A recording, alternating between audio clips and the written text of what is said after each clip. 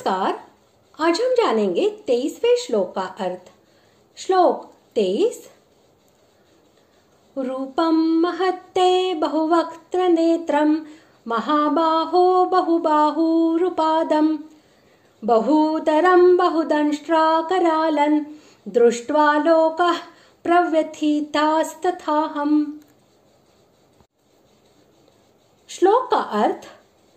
हे महाबाहो, आपके बहुत मुख और नेत्रों वाले, बहुत हाथ, जंघा और पैरों वाले, बहुत उदरों वाले और बहुत सी दाढ़ों के कारण अत्यंत विकराल महान रूप को देखकर सब लोग व्याकुल हो रहे हैं तथा मैं भी व्याकुल हो रहा हूँ। आपके मुख एक दूसरे से नहीं मिलते। कई मुख सौम्य है और कई विकराल है। कई मुख छोटे हैं और कई बड़े हैं। ऐसे ही आपके जो नेत्र है वे भी सभी एक समान नहीं दिख रहे हैं। कई नेत्र सौम्य है और कई विकराल है। कई नेत्र छोटे हैं, कई बड़े हैं, कई लंबे हैं, कई चौड़े हैं, कई गोल हैं, कई टेढ़े हैं, आदि आदि। हाथों की बनावट, वर्ण, आकृति और उनके कार्य विलक्षण विलक्षण है। जंघाहें विचित्र विचित्र है और चरण भी तरह तरह के हैं। पेट भी एक समान नहीं है। कोई बड़ा, कोई छोटा, कोई भयंकर, आदि कई तरह के पेट है। मुखों में बहुत प्रकार की विकराल दाढ़ें हैं। ऐसे महान भयंकर विकराल रूप को देखकर सब प्राणी व्याकुल हो रहे हैं और मैं भी व्याकुल हो रहा हूँ।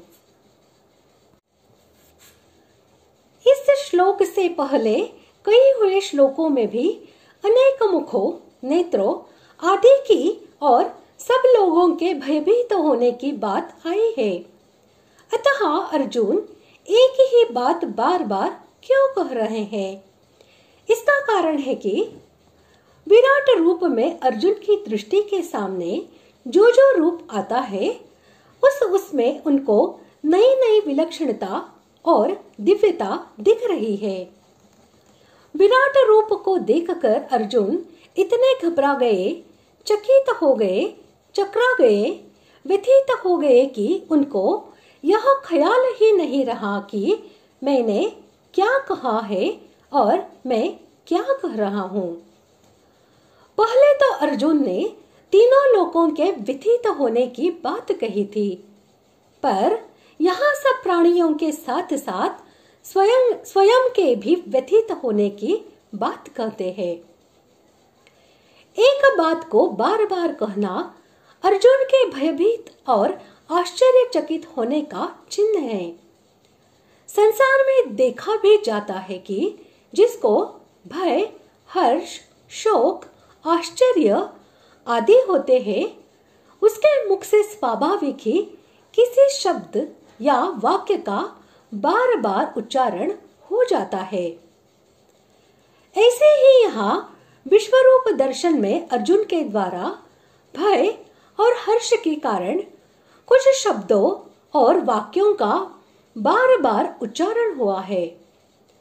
अर्जुन ने भय और हर्ष को स्वीकार भी किया है। इस प्रकार आज हमने 23वें श्लोक का अर्थ जान लिया है। अगले भाग में जानते हैं 24वें श्लोक का अर्थ। धन्यवाद।